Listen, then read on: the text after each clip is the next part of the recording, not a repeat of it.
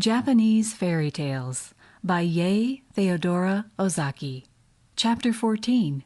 The Story of the Old Man Who Made Withered Trees to Flower. Long, long ago there lived an old man and his wife who supported themselves by cultivating a small plot of land. Their life had been a very happy and peaceful one, save for one great sorrow, and this was they had no child. Their only pet was a dog named Shiro, and on him they lavished all the affection of their old age.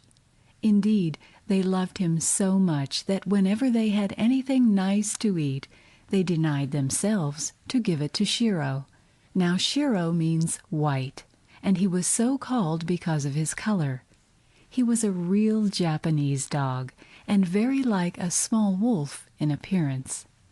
The happiest hour of the day, both for the old man and his dog, was when the man returned from his work in the field, and having finished his frugal supper of rice and vegetables, would take what he had saved from the meal out to the little veranda that ran round the cottage. Sure enough, Shiro was waiting for his master and the evening tidbit. Then the old man said, "Chin, chin," and Shiro sat up and begged, and his master gave him the food. Next door to this good old couple there lived another old man and his wife, who were both wicked and cruel, and who hated their good neighbors and the dog Shiro with all their might. Whenever Shiro looked into their kitchen, they at once kicked him or threw something at him, sometimes even wounding him. One day Shiro was heard barking for a long time in the field at the back of his master's house. The old man, thinking that perhaps some birds were attacking the corn, hurried out to see what was the matter. As soon as Shiro saw his master, he ran to meet him, wagging his tail, and, seizing the end of his kimono, dragged him under the large yenoki tree. Here he began to dig very industriously with his paws, yelping with joy all the time. The old man, unable to understand what it all meant, stood looking on in bewilderment, but Shiro went on barking and digging with all his might. The thought that something might be hidden beneath the tree, and that the dog had scented it, at last struck the old man. He ran back to the house, fetched his spade, and began to dig the ground at that spot. What was his astonishment when, after digging for some time, he came upon a heap of old and valuable coins, and the deeper he dug, the more gold coins did he find. So intent was the old man on his work that he never saw the cross face of his neighbor peering at him through the bamboo hedge. At last all the gold coins lay shining on the ground. Shiro sat by, erect with pride and looking fondly at his master, as if to say, "You see, though only a dog, I can make some return for all the kindness you show me." The old man ran in to call his wife, and together they carried home the treasure. Thus in one day the poor old man became rich. His gratitude to the faithful dog knew no bounds, and he loved and petted him more than ever, if that were possible. The cross old neighbor, attracted by Shiro's barking, had been an unseen and envious witness of the finding of the treasure. He began to think that he too would like to find a fortune. So a few days later he called at the old man's house and very ceremoniously asked permission to borrow Shiro for a short time. Shiro's master thought this a strange request, because he knew quite well that not only did his neighbor not love his pet dog, but that he never lost an opportunity of striking and tormenting him whenever the dog crossed his path. But the good old man was too kind-hearted to refuse his neighbor, so he consented to lend the dog on condition that he should be taken great care of. The wicked old man returned to his home with an evil smile on his face, and told his wife how he had succeeded in his crafty intentions. He then took his spade and hastened to his own field, forcing the unwilling Shiro to follow him. As soon as he reached a yenoki tree, he said to the dog threateningly, "If there are gold coins under your master's tree, there must also be gold coins under my tree. You must find them for me." "Where are they? Where? Where?" And catching hold of Shiro's neck, he held the dog's head to the ground, so that Shiro began to scratch and dig in order to free himself from the horrid old man's grasp. The old man was very pleased when he saw the dog begin to scratch and dig, for he at once supposed that some gold coins lay buried under this tree as well as under his neighbor's, and that the dog had scented them as before. So pushing Shiro away, he began to dig himself, but there was nothing to be found. As he went on digging, a foul smell was noticeable, and he at last came upon a refuse heap. The old man's disgust can be imagined. This soon gave way to anger.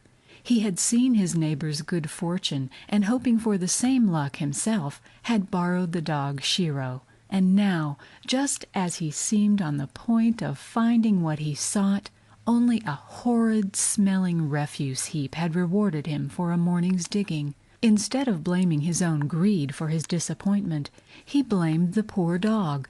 He seized his spade and with all his strength struck Shiro and killed him on the spot.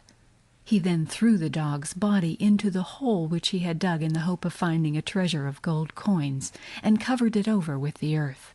Then he returned to the house, telling no one, not even his wife, what he had done. After waiting several days, as the dog Shiro did not return, his master began to grow anxious.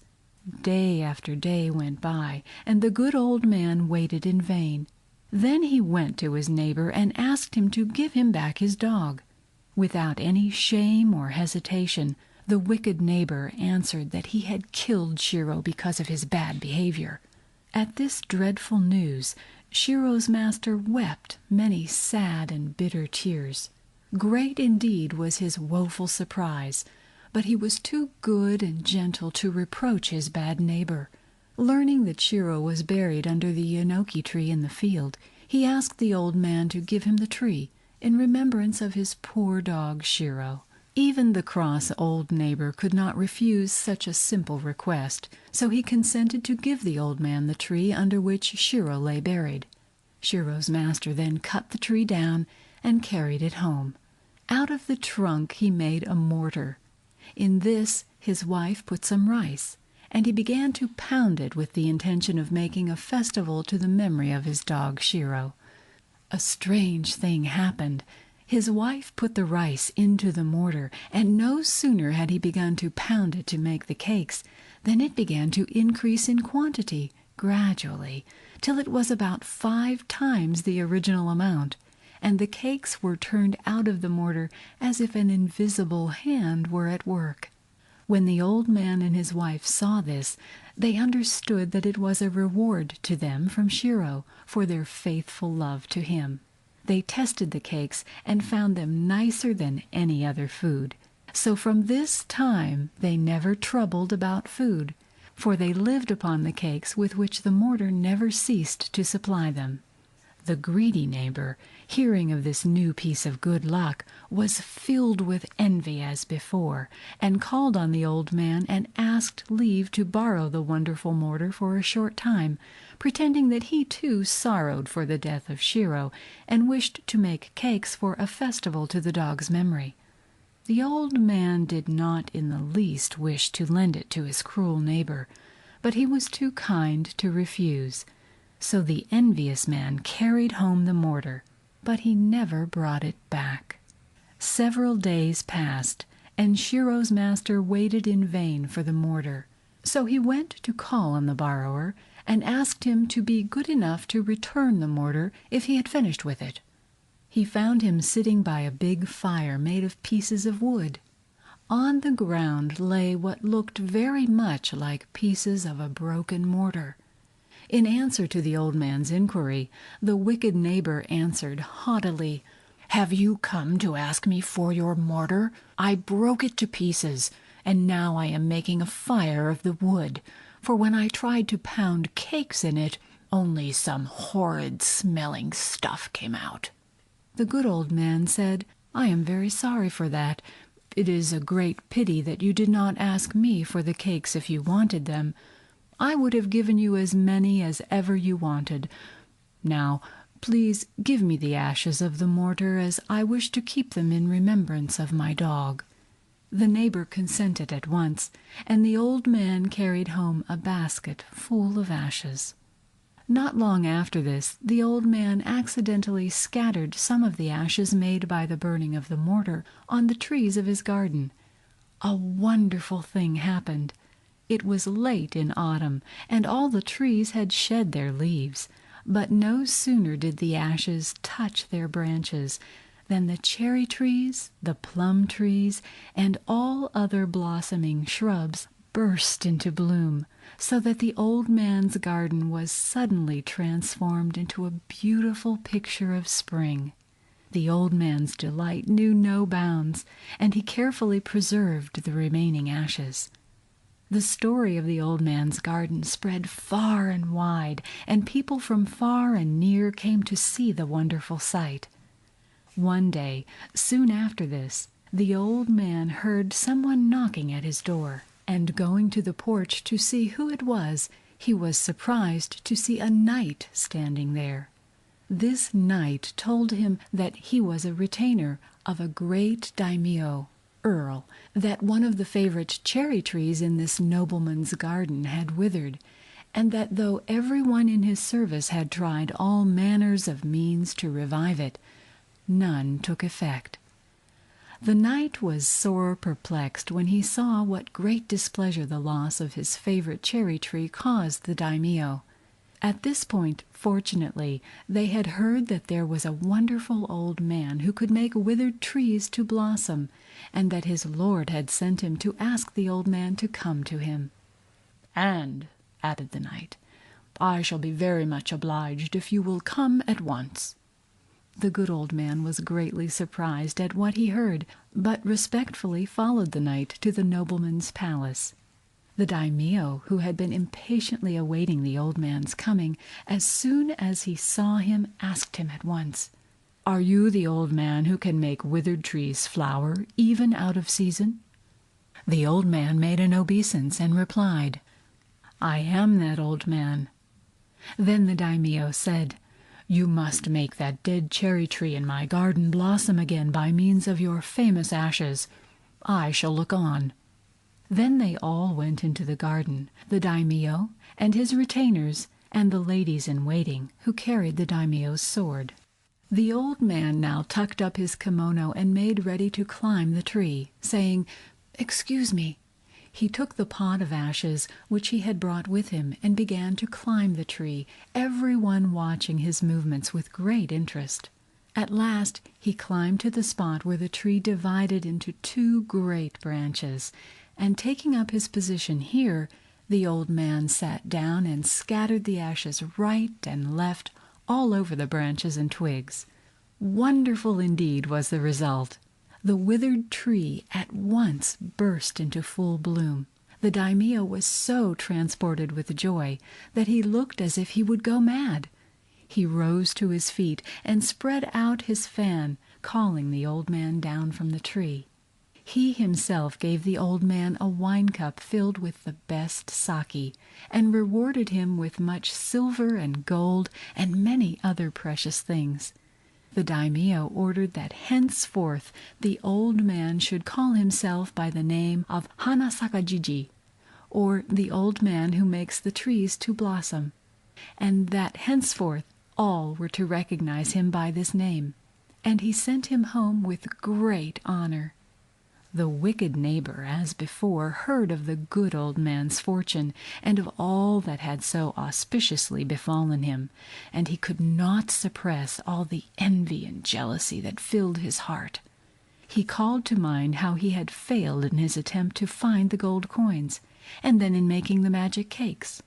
This time surely he must succeed, if he imitated the old man who made withered trees to flower simply by sprinkling ashes on them. This would be the simplest task of all. So he set to work and gathered together all the ashes which remained in the fireplace from the burning of the wonderful mortar. Then he set out in the hope of finding some great man to employ him, calling out loudly as he went, "Here comes the wonderful man who can make withered trees blossom. Here comes the old man who can make dead trees blossom." The daimyo in his palace heard this cry and said, "That must be the Hanasakajiji passing.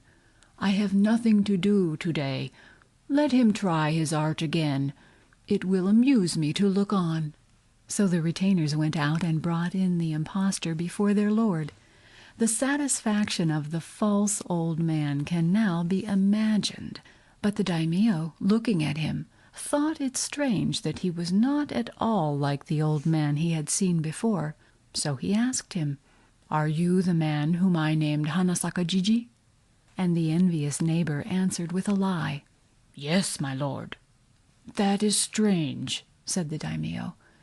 "I thought there was only one Hanasakajiji in the world. Has he now some disciples?" "I am the true Hanasakajiji. The one who came to you before was only my disciple," replied the old man. "Then you must be more skillful than the other. Try what you can do and let me see." The envious neighbor, with the daimyo and his court following, then went into the garden, and approaching a dead tree, took out a handful of the ashes which he carried with him, and scattered them over the tree. But not only did the tree not burst into flower, but not even a bud came forth. Thinking that he had not used enough ashes, the old man took handfuls and again sprinkled them over the withered tree. But all to no effect. After trying several times, the ashes were blown into the daimyo's eyes. This made him very angry, and he ordered his retainers to arrest the false Hanasakajiji at once and put him in prison for an impostor. From this imprisonment the wicked old man was never freed. Thus did he meet with punishment at last for all his evil doings. The good old man, however, with the treasure of gold coins which Shiro had found for him, and with all the gold and silver which the daimyo had showered on him, became a rich and prosperous man in his old age, and lived a long and happy life, beloved and respected by all. End of Chapter 14. The story of the old man who made withered trees to flower.